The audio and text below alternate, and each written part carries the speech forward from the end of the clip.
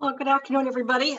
Thank you for the invitation. This is a wonderful organization. Thanks to Cynthia Kashub for inviting me originally, and for Regina and Shushi and the many discussions we had that preceded this presentation. So I'm honored to be part of this group. I didn't know it was so large, so I'm really impressed. I'm talking to you today about artificial intelligence and global security.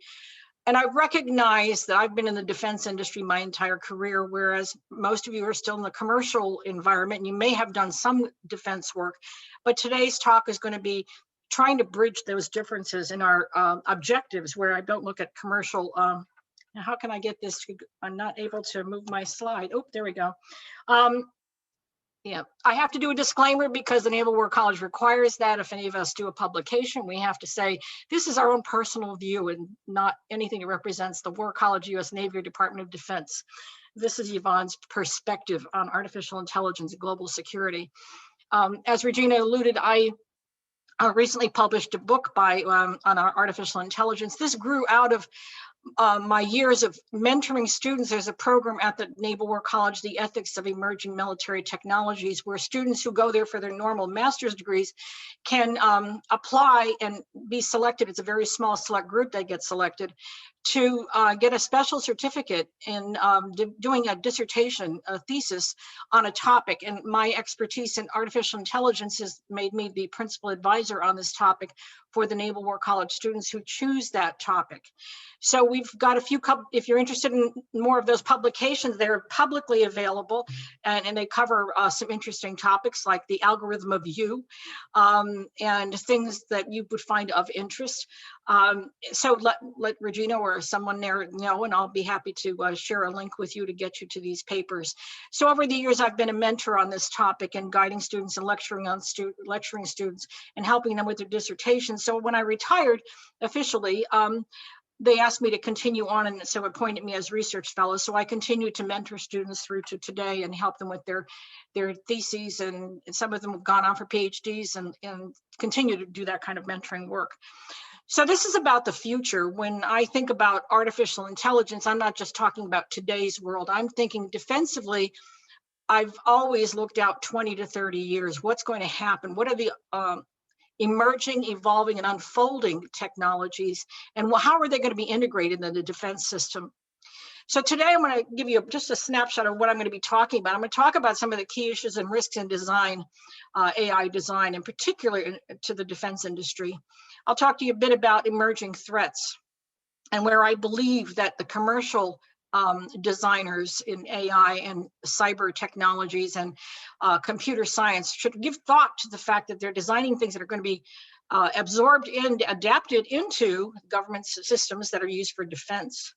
We have biases, both government have biases and individuals have biases, but we also have biases in design. You know, we go with what has worked in the past, we leverage from previous designs, but we also have a design in the commercial world. You're designing for profit. You're looking for where is that profit going to be give us the greatest market share, if you will.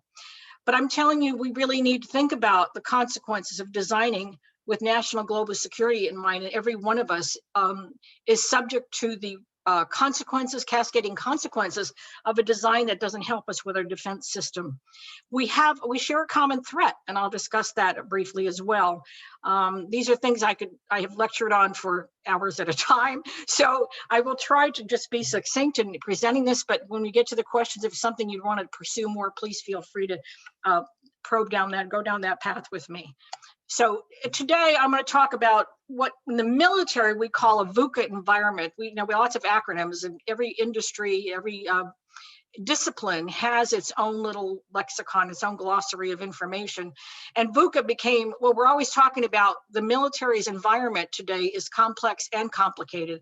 And then somebody said, well, it's not just complex and complicated, and we model those things out. It's also volatile and uncertain. So we've watched unfold before our very eyes, something that when I was working with a student 2 years ago, we were talking about pandemics and how the military would work with the civilian environment to deal with this. And here we are with COVID, and we're watching the logistic chain and the logistic nightmare where artificial intelligence technologies are being implemented, but ineffective in some respect, and we'll speak about that.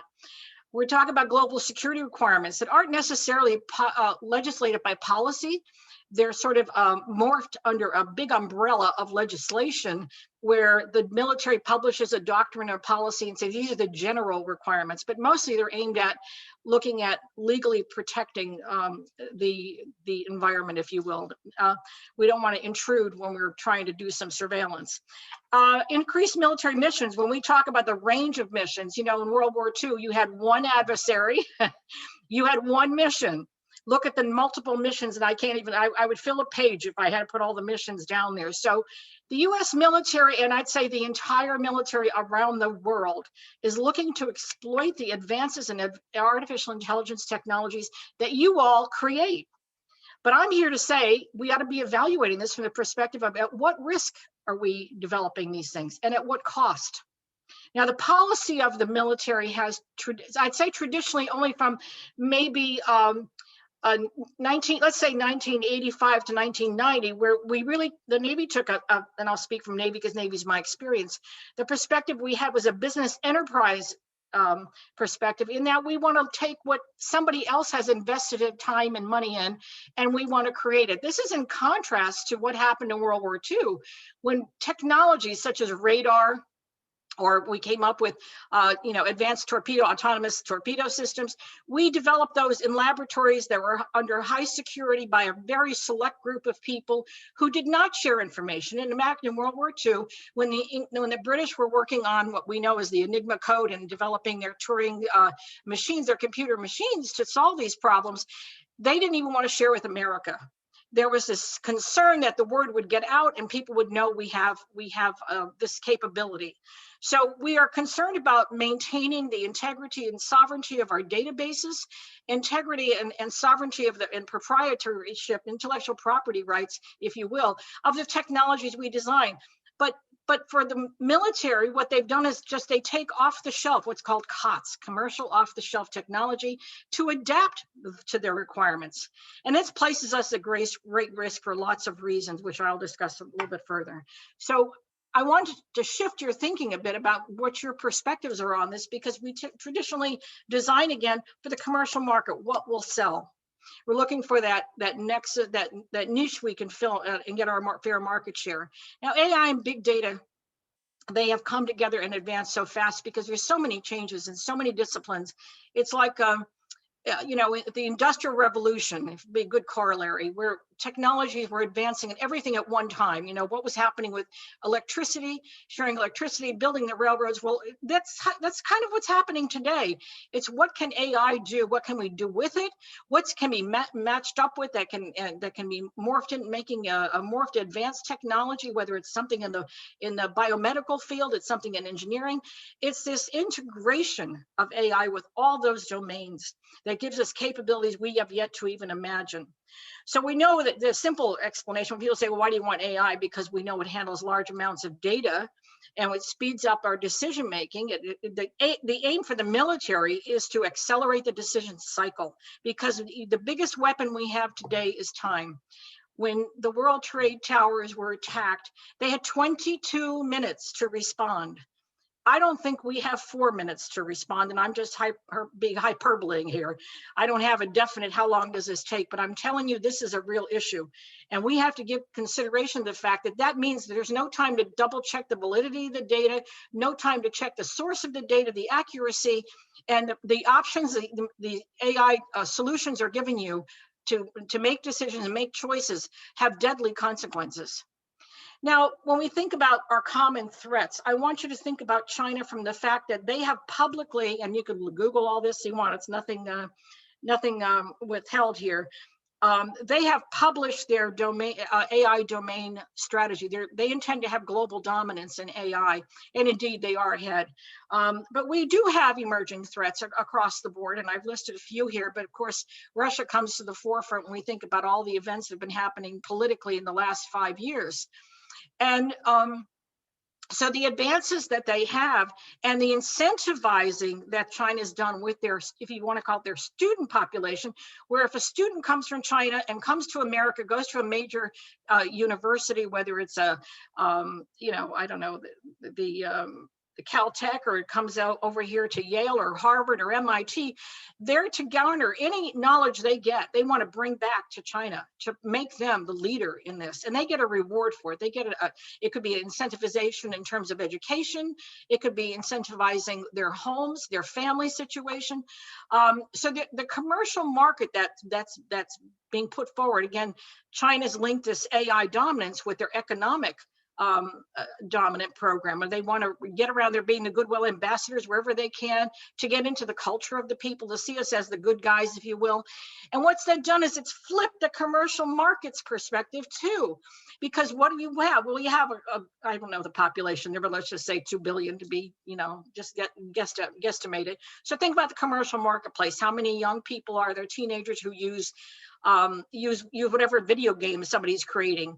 Or you're making a movie, you're going to want to have your fair market share of whatever is going to be there. So you're aiming and designing where you're asking China, what do you want that we can give you? Now, think about that in terms of principle of design.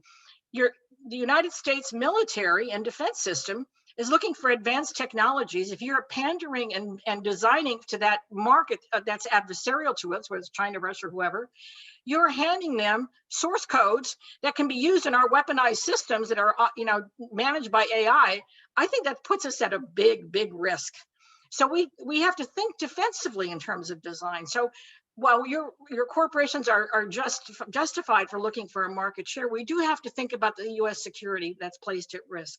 And again, published threats of AI global dominance with a defensive posture is linked to the public documents of China. This is not a best kept secret here. This is their national strategic policy. So what does AI do for the military? Well, we said it accelerates a decision cycle, but I'm going to talk about an example of something that was just done recently that it provides an illustration, if you will, of how these systems can be used and are being used. Again, we, the US government, leverages from the commercial marketplace. So we buy what you create.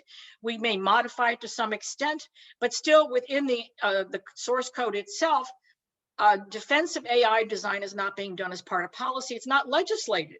That's the other thing that was kind of surprising to me. And I know there's a discussion about it, but I think they're these overarching policies of, we don't want to design systems that harm people.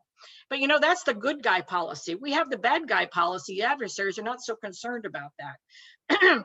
So we have to think about designing defensively that, if the government's going to assume and buy these products, we want to say you've met some ethical, legal standards of ethically informed design that helps in the defense of our government. And that's where we're going to go with this discussion. Integrating this concept of US defense in the design will make your company more appealing to government contracts. I don't know if you apply to them or look to sell to a government market, but believe me, they're eager for this because they're not building these systems. They're looking for you guys to do it. And we need to make sure that they have, you've integrated the ethics and legal constraints of this so that the AI system itself, the AI network, is ethically informed and ethically designed. And one of the other things that I recommend too, that I'll speak to, is looking at designing it as you design something, do what we call in the military red teaming, and what you guys probably, from my understanding, call consequence scenarios. Looking at what happens if somebody did attack the system or some other agents, AI agents get in there. How does the system defend itself? We've watched the evolution over time, and I've been around the military long enough. I remember designing my very first, what they called the brain, they called it the cognitive neurosystem submarine. And I did that, I was trying to remember the exact date, but it was somewhere around 1998. And we were talking about, integrating interfaces on the system to sort of self-manage, and someday they will have, and probably are in the works of doing this, looking at having these self-managed systems. And at that time, they were very concerned about putting antennas up and not having, and losing their stealth advantages, they would call it. So we've come a long way since that time. And now we're looking at AI and what it can do when it's managing everything on its own. So the facility of adapting these systems and what we call the advantages for the military, any government would look at this the same way. It says, give you operational agility. It has the aim of making you more efficient and more reliable and all that, and resilient, but it really enables a decentralized command and control, which means It's sort of like when you have your Ring camera on at home, you can watch the dog or watch the kids or watch the babysitter. You know, it's sort of that surveillance system for the world. So it's looking out at the world and saying, how do we share information? How do we stay aware and vigilant? And we have immediate awareness of any potential threats or somebody's intention to threaten us. So during the recent COVID crisis, and this is recent, it's still ongoing. I was searching because I'm co-chair on another NATO panel I was appointed to, is the COVID management and future pandemic response for NATO. And in the process of that, I got involved in looking at how we're protecting biodata and how are we doing the logistics planning for managing the COVID crisis. And I came across this project called Project Salus. And what they're using is a commercially available tool, or tools, it's plural. And when I started querying the database, the selection of databases are limited and not necessarily reflective of an accurate reflection of society as a whole. And then I started asking the question of, well, what happens for those people who either won't take the virus, the vaccine against the virus, who don't want to be found, they don't want to be counted, or unable to take it because of health restrictions that they're afraid it's going to have a negative reaction. So when I started raising all these questions, we started talking about, well, AI does part of this logistically and tell you X. If you know X, you can predict Y, like a multiple regression analysis. However, it's only as accurate as the data you have in there. It's missing a lot of information, and there's no way to get that information integrated. And then we got into the whole issue of the biodata. How does one network of biodata communicate with another network? So they're isolated, compartmentalized databases, as you probably know better than me, that make it very difficult to bring databases together to do an accurate assessment, and certainly an ad hoc assessment of areas that are more vulnerable. And if you take any geographic border where migration is a problem, whether it's from Africa or from the United States, maybe along the Mexican border, I'm not saying Mexico is the problem, I'm just saying pick a border, a geographic border, and you want to look at that database, you may not have access to the database from the neighboring country. And then how do you look at that biodatabase and do any predicting? And how do you manage that vaccine distribution with all that uncertainty in that environment? We're back to our VUCA environment, as I mentioned. So when we think about, let's go back to China as our case study. When we think about long-term consequences of your design, China's surveillance system is everywhere. Ubiquitous is even putting it an understatement, because it's embedded in every single thing. It's a very controlled society, and as you know, they do this digital social scoring. And in this particular square, there had been a civil unrest act, and within 3 minutes, they were able to scour up the people who were causing some of this riot and unrest. And in 3 minutes, with a crowd of 10,000 people, they can scan and locate that person. If you saw some of the footage from China for the COVID vaccine, people who didn't want to get the vaccine, they went around the countryside and they were literally welding doors shut with people inside to make sure you stayed where they wanted you to be. So this kind of oppressive reaction to controlling the pandemic has a long-term consequence. So if I have a panopticon kind of surveillance system, I'm reducing the trust levels between each other, between us and government, between us and our neighbors, between families. There are people who've been sneaking through the cracks trying to pretend there's somebody they're not to get the vaccine. So China's surveillance system is, I think, is a global shot around the world in terms of how do we respond to total surveillance? What are the long-term consequences of these designs? There are societal consequences. There's a societal shaping. Again, the social, I asked somebody who's an authority on this, will we have digital scoring in the United States? And this answer was, look to Disney. If you're going to be coming through their gates, they're going to want to know things about you. They'll be the first test bed of this. Do you throw chewing gum on the ground? Are you somebody who has no respect for authority?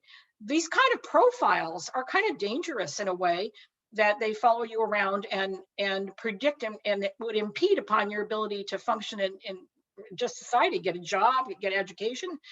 So there are long-term consequences of this and how information will be used, garnered by adversaries and used by adversaries that have their AI networks that are doing this work. So we know there are vulnerabilities. I have to talk to you about this. This is your business, not mine, in big data. But the big thing here is the vulnerable data, whether it is bio data, whether it is your personal data, whether it's your political data, your education data, or your government defense data, it's all vulnerable. And that is very frightening to me, because it means you can shape the battlefield, but you know what? The adversary can take advantage of that. As you know, there are products already been used on the battlefield exercises. These are a couple of them, but I still am here to tell you, I think they can be overcome by AI intrusion and manipulation. And as we see just in the civilian world, the social media is the place where people go get their news. Well, it's also the place where they get ideas of how to modify and morph. So we don't necessarily have to have big government take on big government, but it can be individual rogue agents or small terrorist groups who can use these technologies to their advantage. And that is, again, very, very scary. There are ethical and legal consequences, as we all know, but trust-related issues are huge.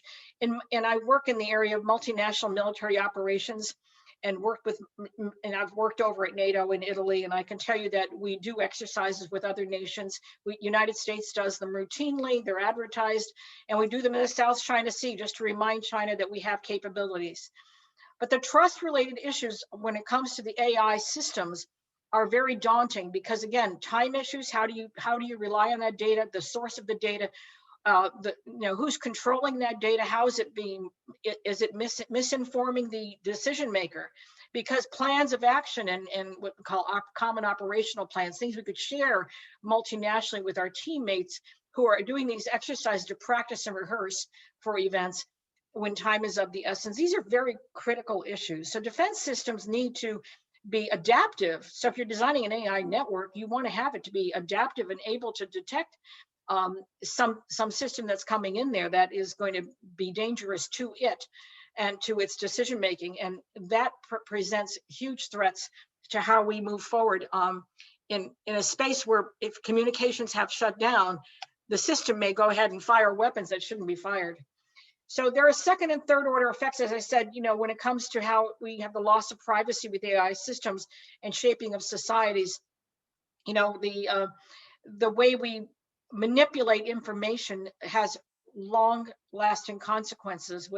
I don't want to get into political stuff here, but in terms of individual loss of privacy and gut relationship with government, we want to design systems that can validate and confirm. In the old days, if you worked for a newspaper, if you had two sources of information, that was sufficient. Today, I understand CNN, for instance, is using over 20 sources of information to validate the information they're presenting on their news is accurate. So there's an ethical responsibility to managing information. And AI has to be designed with that in mind. And again, ethically informed, legally informed, but we want to make the information trustworthy, because we may not have the opportunity to go in there and verify the source or the validity of the data. That becomes really critical. And then I highlighted the ethical and cultural differences, because there are differences in ethics across cultures. And that, again, I used to teach a class on cultural competency. And there's a great book called The Culture Map. I think it's Meyer is the author that I commend to you. The idea that ethics has a standard. Well, there may be a human standard shared among Americans, or there may be a human standard shared within North America. But there are real cultural differences on a global scale, and that makes a difference on how information is perceived and used and manipulated and used to shape political perspective. How we present the news to you. How do we present our agendas to you? How do we allow you to have independent thinking? So there's lots of unintended consequences for system design with AI that I'd like to bring to your attention, so that AI defense relies on the commercial market to be vigilant, to be ethical. And we assume that ethical stance. We assume that companies have an ethicist on their staff. Well, that's unfair. I mean, today, some companies do indeed have it, but that is not the general consensus, because a lot of these products are designed by small startup groups. I mean, I think Silicon Valley is famous for startup. So you're going to have people who are going to spend their time on the technology without having the time, or maybe it's an expense to build in some ethical constraints on decisions that AI systems. But in defense work, we have to think about that. We have to think about the consequences that can happen in an environment, because if we go to urban warfare, and that can happen, hate to say it, but it can happen around the world, and these AI systems are doing this sort of thing, there can be casualties, and we don't want that. We want to be sure that we have safe, secure information. And then what I call the vulnerable zone, where we're connecting networks with other networks. If you're working multinationally, you're bringing networks together. Those connection points have vulnerabilities, and I'm not sure how people are addressing that from a secure perspective, a security perspective. So there are lots of things that are happening because we rely on the advances. And again, this drumbeat of all the changes that are happening so fast that by the time the government writes a policy and the legislation approves it, you're looking at 2 to 5 years. So what happens in 2 to 5 years in our world of AI is unbelievable. Policy can't keep up. It's got to be within the designer's domain that you look at how you're going to embed this into your design system. From recommendations, we can write pages and pages and pages, but it's really about being responsible. It's about saying, I want to protect my family, my community, myself. I want to protect my data. If I just got hacked on Monday evening by they told me a Carnival person took my credit card. I don't know, a Carnival person in Texas got my credit card number. But if I can be so easily hacked, everybody's easily hacked. So how about the government networks? And what would be the advantage of getting that information? During World War II, Churchill, they reported, had the information that Coventry, according to the Enigma code, might be bombed. It was one of 3 cities that were highlighted.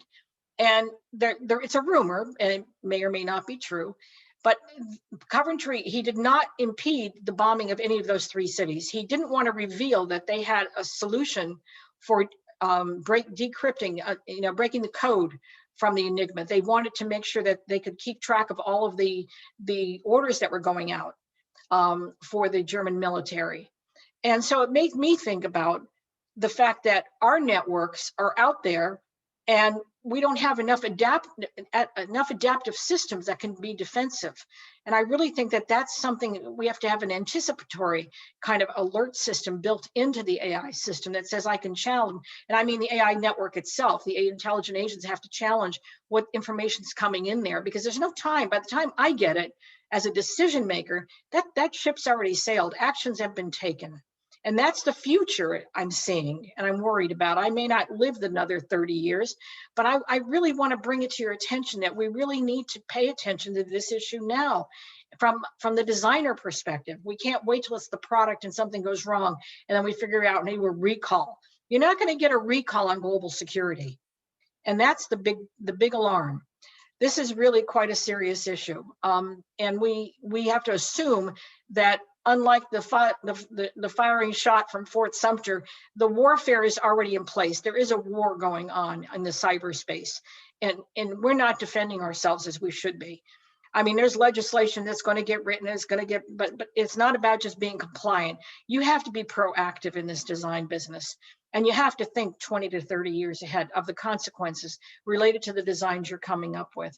And again, red teaming, what I call red teaming, evaluate negative scenarios. What's the very worst thing that could happen, and how would you counter those effects? When I worked, I was a science advisor for the CNO's strategic studies group, and we used to look 25, 30 years out, and we develop a bunch of scenarios, say 5 different kinds of scenarios. What happens if we become water world? Let's just look at climate change. So we did climate change scenarios. What happens with the migrating populations? What happens to the security environment when the populations move around the world? Don't you think people are going to defend their homes and say, I don't want you coming here to take over my land where I can't farm this land now because I have all this population moving onto it? There's going to be some civil unrest because of this kind of thing. So these are real issues. They're affected by you guys who are designers of AI systems. And with that, I'm going to stop and happy to take your questions. I don't want to run off at the mouth because I could, but I won't. And thank you for your attention. Yay, thank you, Yvonne. Yeah, brilliant. Thank you. So, yeah, I don't know where to start. all I know is I'm like, wow. Can I stop sharing, by the way, Regina? Should I hit stop share? Yeah, you can. Okay, and my slides are available, whoever wants them. Yeah, so it's going to be, I'll take Yvonne's slides in this recording, as I mentioned earlier. And in about a week, I'll post a blog on womeninbigdata.org. And Yvonne, if you have extra links to stuff you want in the blog, please send that to me, please. And I'm reachable. If you have questions beyond this, you can get a hold of me. Okay, well, that's very generous. Careful what you wish for. So I wanted to address one of the comments, because there were a couple comments as you were presenting, Yvonne. One of them was like, oh, how can startups, afford to be looking 20 and 30 years? And I don't know that that's necessarily what you were advocating. I mean, I think you always need to be looking at different timeframes, but what's your comment to something like that? Well, I think about Steve Jobs and the people who started off with building their computers in the garage.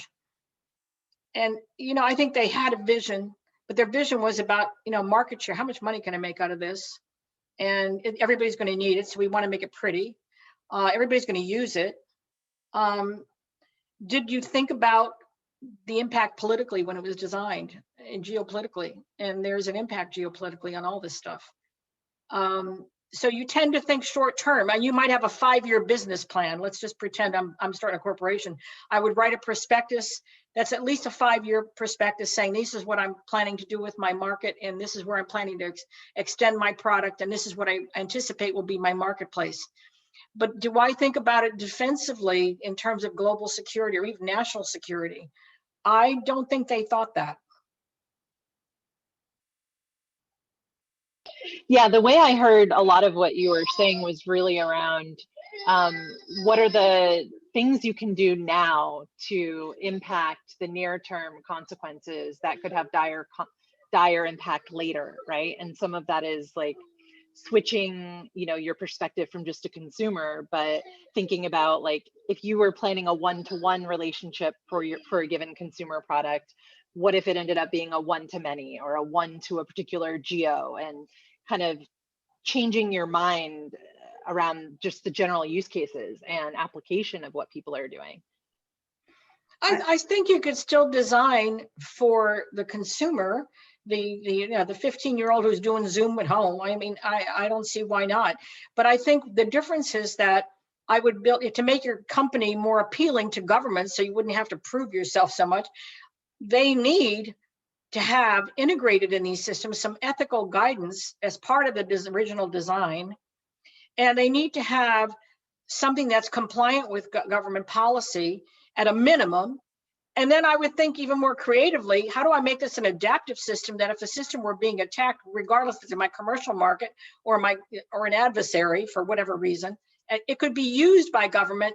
And you could say, this is something that has X, Y, Z capabilities already. So that's how I look at it.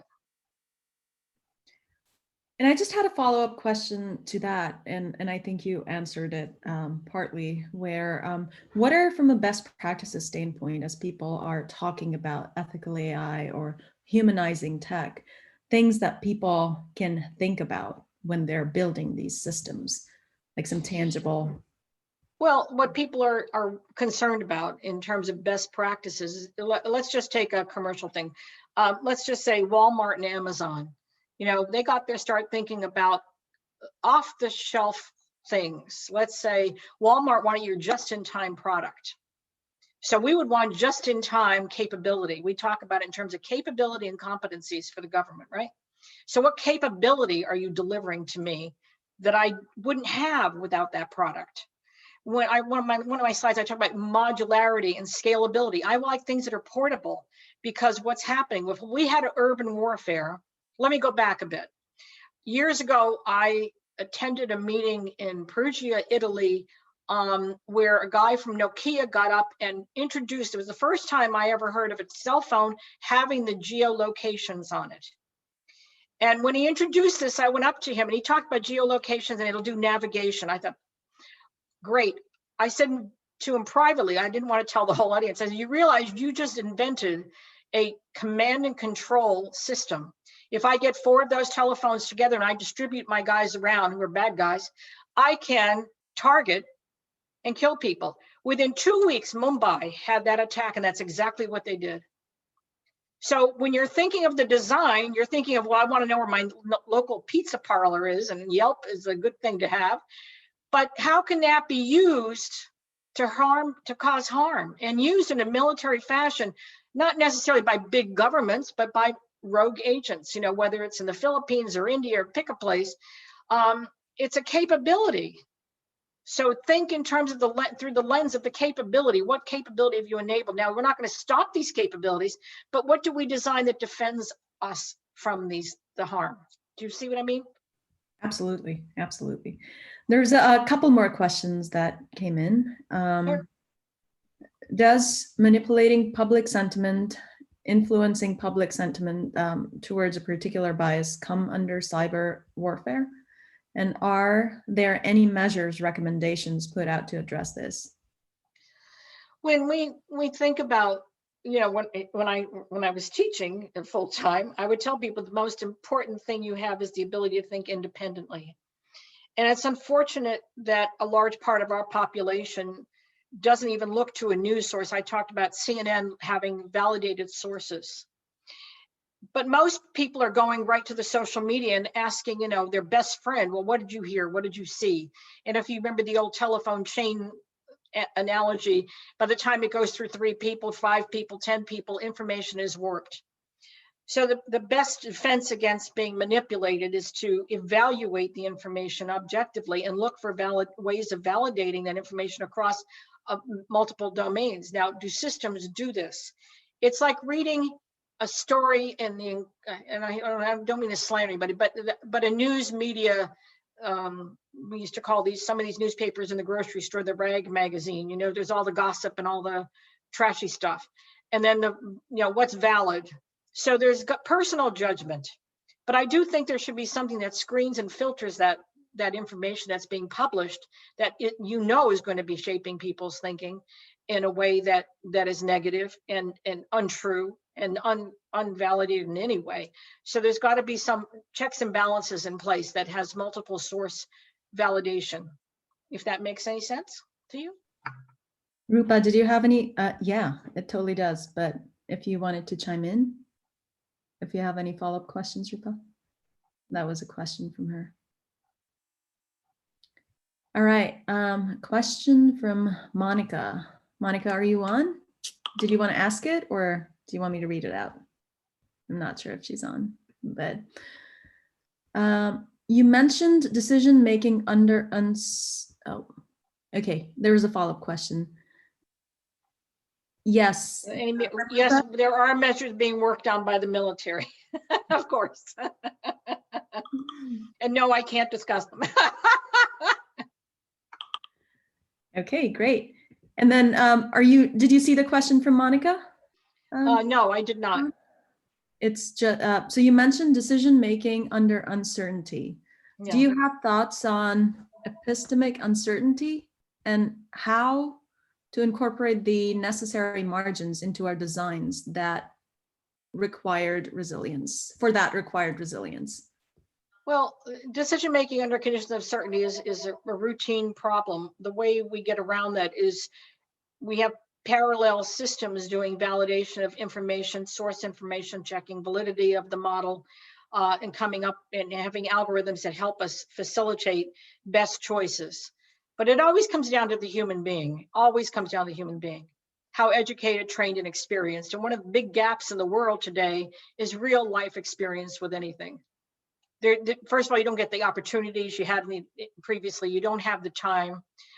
Certainly under COVID conditions, nobody's getting the experience they would have in the work world that they would normally have with integrating. You know, it's like when I worked in the government laboratories, you would not see people talk to each other in the hallway ever because they were at their computer. But when the systems went down, all of a sudden you had brainstorming in person. It became a whole different dynamic. If you can understand the difference. Now, to say I chat with somebody is different than sitting down face to face and talking and exchanging ideas. You sort of riff off of each other and come up with some innovation. And I've done that in my lifetime. I used to work at Bell Laboratories, and that's exactly how we worked. A bunch of you would get together for a problem physically, and from that, something would precipitate out that you didn't expect, because it was the dynamics of that discussion that gave rise to, oh, I hadn't thought of that. It doesn't come through in a chat. Cool. All right. Those are the questions in the chat. If anyone else would like to chime in with another question. Well, I hope you enjoyed it. I hope you didn't find it boring. No, I think I got to learn a lot, so thank you. Yes, thank you. Brilliant. You're welcome. You're welcome. My pleasure. But Cynthia, Regina.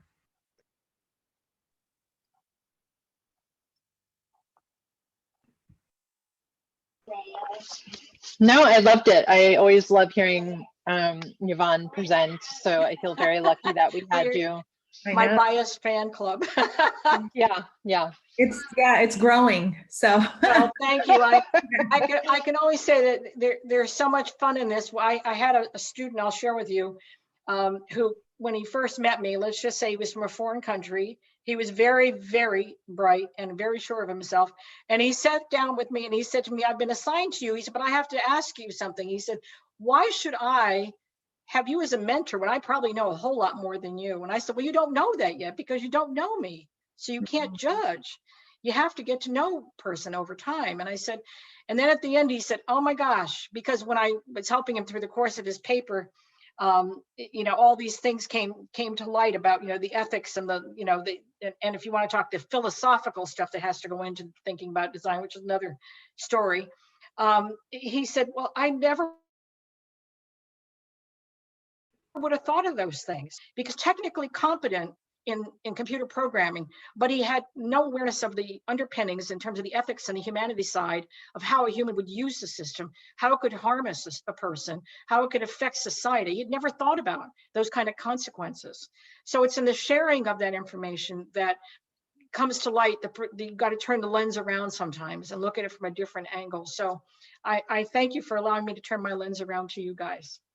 Oh, amazing. Talk a bit about your book. How are they going to find out about it? What are your okay. Well, the book is available on Amazon. It's also available through the publisher. And I love to talk about my book because it's talking about my students and my friends. And so it's not your traditional textbook. It's not going to tell you AI 101.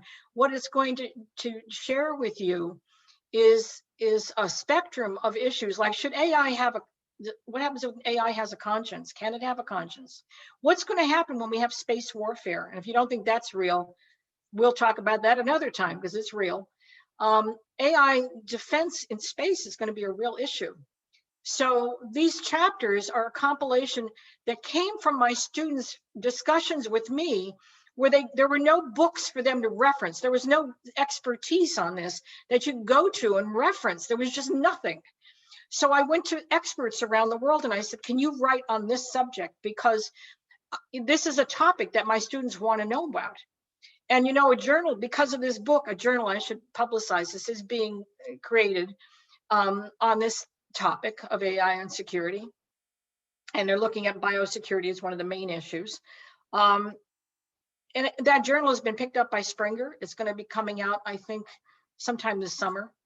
And in fact, I'm writing a chapter on biosecurity for that reason. At any rate, the topic of how we preserve our information world about us and our families and our children and grandchildren, whoever, this is the new warfare, and if you have to ask yourself the question, what would Hitler have done if he had this capability? And that's the question I put before my students. If Hitler had this capability, how would this be? What kind of world would we be living in? Oh boy. How can it be used to shape the society? So that's another lecture. Yeah, that's just thought of it as scary. But a couple more questions that came in from Monica. Is a little bit outside of this talk, maybe. Do you have a perspective on war simulation around 2020 elections? And geopolitical insights gathered from them. Well, how do I say this diplomatically? Yes. That's You don't have to. I mean, if this is something. well, I think it isn't so much the person. To me, it exhibited and illustrated how vulnerable humanity is to misinformation and perspective shaping. I once met a young man, and in fact, it was a young guy in the Czech Republic. We were walking. He was assigned to take me for a walk to a museum I wanted to see. And as we were walking, he said to me, Yvonne, where do I go to school in America to learn perspective shaping? And I said, there's no such school. And I said, what are you talking about? He said, propaganda, how you get people to believe things that are totally stupid. And why would you believe them? And I remembered that conversation because people want to be led. They want to have somebody to trust. They want to feel they're validated. And so it just shows the vulnerability of humanity. I think that that's the thing without getting political. I think the vulnerability of human mind that perception, our reality is shaped by perception, correct? I mean, neurologically. So we have a bias to begin with. We know we have unconscious biases and we have conscious biases. And we walk around with these and they shape our reaction. You get two people standing on a street corner, they watch an accident, they see two different things. They're seeing a perspective and they're inferring things based on their biases. So how do you get around that? That's the human condition. Yep. Wow. That's wisdom talking. So, no, that's amazing. And some real challenges. Well, I used to teach the Navy JAGs. I got to teach all the Navy JAGs for a year. And in that, it was always about your biases, about decision making and your unconscious biases and how they shape what you do. And they thought they were so wise and smart. So I'd give them the Stroop test. And I know there might be some psychologists here, but if you give them the Stroop test, they all fail. And they said, well, how did I fail that? I said, because you're neurologically wired to do things. Anybody remember the Stroop test, the red, blue? The words are in different colors. The word red is in blue. Do you remember that? It was my dissertation, Yvonne. Yeah, well, I had fun doing this with them. I'd say, well, let's just do a simple Stroop test. And they would all go, and I'd say out loud, you have to read this screen, and they'd read it and all fail. And I'd say, this is your brain working. This is how you perceive words. This is how you perceive color. And this is how you screw yourself up because you have a bias toward saying this is a color when it's obviously a different color than what you're saying. So yeah, bias comes into this. Unconscious bias plays a big role in this. That's so true. And there's one last question, I think. There are many data science and related programs that universities and institutes are offering lately. Have introduced ethical AI and security of AI products course. What are your thoughts on that? Well, I'm happy to hear that people are starting to pay attention. I know the government talks the talk and says we really do need ethics in our AI designs, but I don't know how they can buy a can of it. How do you buy a pound of that? It's like salami. Where is it coming from? I mean, there's legislation, but that, again, it morphs and it changes by the time you get it. So in a way, you have to write the ethics for what you think is the right thing to do and understand that people might misuse things. Wonderful. Well, that was amazing. Thank you so much. My pleasure. And then one question, I mean, which is just on a personal note, have there been any realizations during this time for you? Like unprecedented is what a lot of people use for this time, but any personal realizations or even in your government related work? Like what's important, what's not, how to prioritize? Well, I think what's important is connectivity. I think nations working together. If one thing is highlighted, COVID brought home the fact, and I know there are people politically who didn't believe this, but we really, really, really, really, really have to rely on each other. The partnerships we have around the world are going to save us because we're on one planet. We are one people. You know, I used to teach a genetics class and I would ask everybody in the room, tell me your name on the first day of school, tell me your name, tell me what your major is, and tell me what your race is. And you go around the room and get the end of the day, they'd all tell you, well, I'm Caucasian, I'm Hispanic, blah, blah, blah, blah, blah. And I'd say, you know, the problem is your perspective is wrong. I said, you're human race. We are one people. And if there's anything I've learned, and I learn it more every day, is the importance of connecting, the importance of helping those who need help. And this COVID crisis brought that home. So my NATO work has taken on, I actually decided to retire because of my NATO work. I decided to give more of my time, and that's unpaid love work. There's no salary affiliated with this. And I hope that's not on the tape. I don't want that on the tape. But the idea that you're doing something to help the world, and I think there are lots of people like that who are doing things gratis, but the world has to work together for its security, for its defense, and its survival, whether it's on on a climate change, whether it's on green spaces, whatever it's healthy food, organic stuff. We really have to save ourselves and our planet. And that is all about connecting with each other and elevating humanity and saying we are one people. If I could share that wisdom, that's my wisdom. That's What a amazing. wonderful, yeah. A beautiful way to end. Yes, as we're coming up. But Regina and Cynthia, if you guys want to chime in. Thank you for the heart from Monica. That's a cute. Thank you. Thank you. My pleasure. Yes, Happy Valentine's Day, everybody. yes, happy Valentine's Day, and thank you for a very enlightening session. Please, again, send me And I hope I get to do it again. I mean, we'll see what I come up with. absolutely. We would love to. Yeah. Any day. This is fun. Name it, we're in, for Yeah. sure. Well, thank you all. Really, it's my pleasure. I enjoy every minute of it. And feel free to Great. reach out to me again. All right, dear. Thank you, Bye. Yvonne. Take Bye-bye. care. Bye-bye. Bye-bye. Bye. Bye.